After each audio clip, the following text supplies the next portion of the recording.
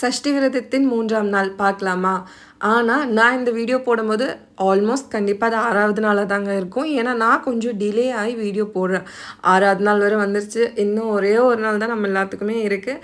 எனக்கு என்னமோ இந்த வருஷம் இப்போ தான் விரதத்தை ஸ்டார்ட் பண்ண மாதிரி இருந்துச்சு. ஆனால் அதுக்குள்ளே 6th டே முடிஞ்சு 7th டே வரப்போகுதா அப்படிங்கிற அளவுக்கு ஃபீல் ஆகுது.